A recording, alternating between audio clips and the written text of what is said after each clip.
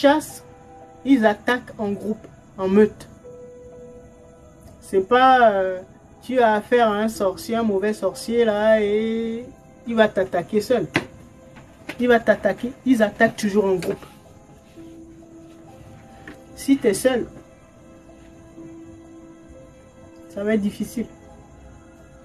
Si tu es seul et que tu n'as pas travaillé sur toi, tu n'es pas redevenu irréprochable, ça va être difficile.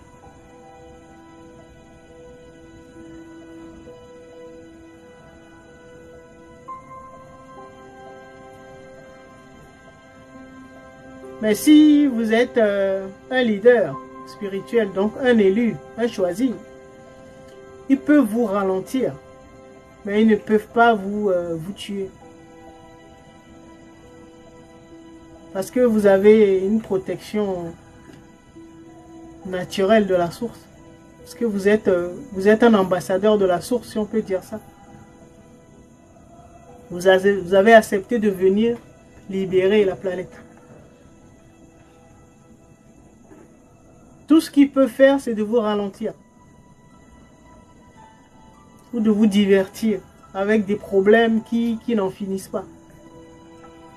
Mais ils ne peuvent pas vous tuer. À moins que vous-même vous décidiez d'arrêter la mission parce que vous en avez marre.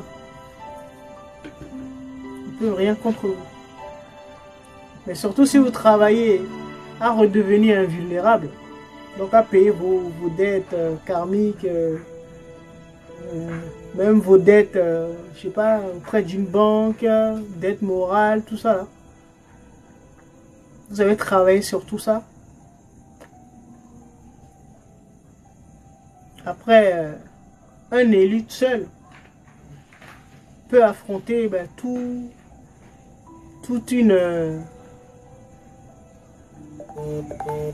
un groupe ou toute une meute de mauvais sorciers. C'est pour ça que je vous dis, vous ne cassez pas la tête. Cherchez leur chef. Cherchez leur chef, c'est tout. Les attaques. C'est pour ça que la première chose qu'elles font, c'est de nous effacer la mémoire. La mémoire, c'est une partie de notre base de données, donc de notre âme. Elle s'arroge le droit de dire tu as vendu ta base de données, donc ton âme. Parce que tu as un ancêtre qui a une dette karmique. Une histoire à dormir debout là, une histoire foireuse. Et donc elles se disent on leur appartient. La plupart de ces entités sombres là, c'est ce qu'elles pensent de nous. Elles pensent que nous, humanité, on leur appartient. Et donc elles ont droit de vie et de mort sur nous. Pourquoi? Parce qu'elles-mêmes, elles ont inventé des dettes karmiques que nos ancêtres ont payées depuis.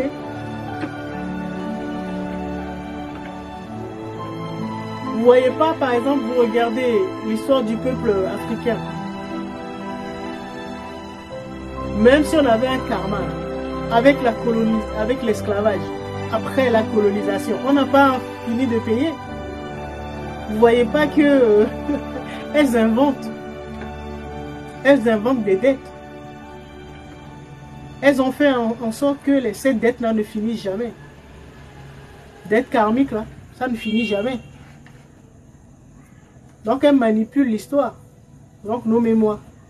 C'est comme si elles ont créé elles-mêmes d'autres archives akashiques. Archives akashiques qu'elles-mêmes elles manipulent, elles créent des histoires. Comme ça vous allez penser que vous avez des dettes karmiques, alors que vos ancêtres ont payé depuis.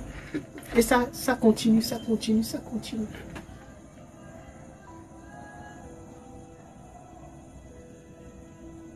Donc, redevenir irréprochable énergétiquement, vibratoirement, c'est d'être capable de s'extraire de leur fausse matrice là, avec les fausses archives akashiques. Et comme ça, vous allez vous reconnecter au vrai. Vous allez retrouver votre véritable mémoire et connaître la véritable histoire de votre lignée. Toi-même, quand tu t'incarnes chez les Africains, là, tu dis non, c'est désespéré. Non. C'est comme si ça va jamais finir. Même tu te dis, mais c'est quelle dette karmique là qui ne finit jamais. Non. Elles savent. Elles savent ce qu'elles font. Elles savent très bien ce que représente le peuple noir. Le peuple africain. Et pourquoi elles ont intérêt à continuer la souffrance du peuple africain. Les forces sombres savent ce que représentent les Africains.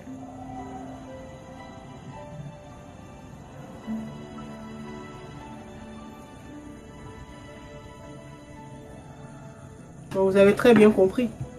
Si vous avez bien suivi le live, vous avez bien compris. Pourquoi il y a autant d'acharnement sur le peuple africain.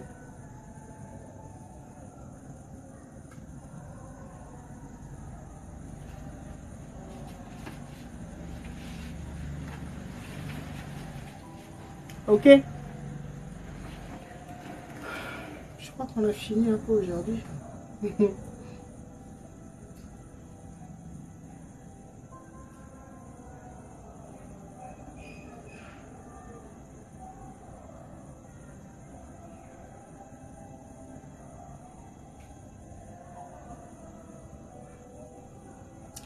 Quelqu'un qui a ouvert une fois son troisième œil, peut-il encore le faire une deux? Bah oui.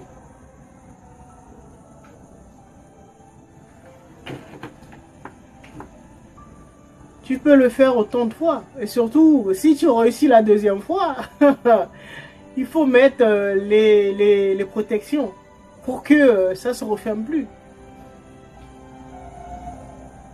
Et je vous ai donné la piste.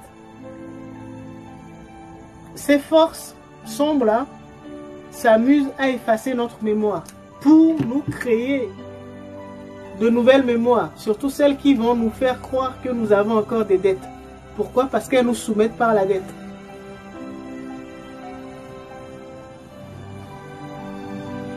Donc, il faut trouver le moyen de réinitialiser donc sa base de données.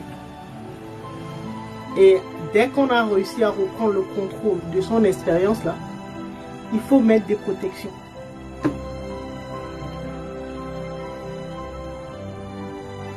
Comme ça, elles ne peuvent plus manipuler nos sens, notre énergie, notre esprit, tout ça, notre âme.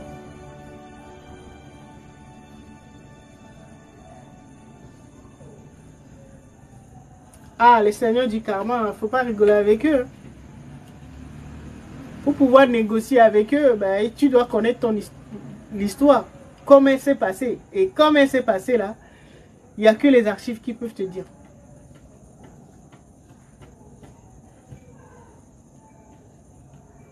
Sinon, ils vont te manipuler, ils vont te raconter une autre histoire. Tu vas penser qu'il s'est passé tant dans ta lignée. Ton grand-père a fait ci, ta grand-mère a fait ça, alors que c'est faux. C'est une histoire que elles ont été piquées, je sais pas, dans la mémoire du monde là. Peut-être quelque chose qui s'est passé dans une autre lignée. Elles vont vous mettre ça et donc toute votre lignée là, et vous allez fonctionner en vous disant bah oui, nous sommes de pauvres pécheurs, nos ancêtres ont fait ci, nos ancêtres ont fait ça. C'est normal, elles arrivent à manipuler nos mémoires, c'est-à-dire notre âme. Elles peuvent, quand tu as vendu, tu as conclu un pacte, un contrat avec eux.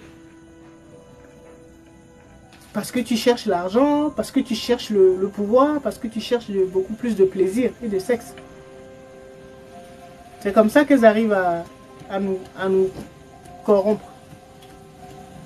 C'est comme ça que nous vendons sans le savoir notre âme, c'est-à-dire nos mémoires, à ces forces-là. Et donc, dès qu'elles ont accès, elles manipulent nos mémoires, notre âme, comme elles veulent. Vous devez d'abord le comprendre. Un être spirituel ne cherche pas d'abord les biens matériels. C'est d'abord retrouver vos capacités, vos super pouvoirs. C'est ce qu'un être,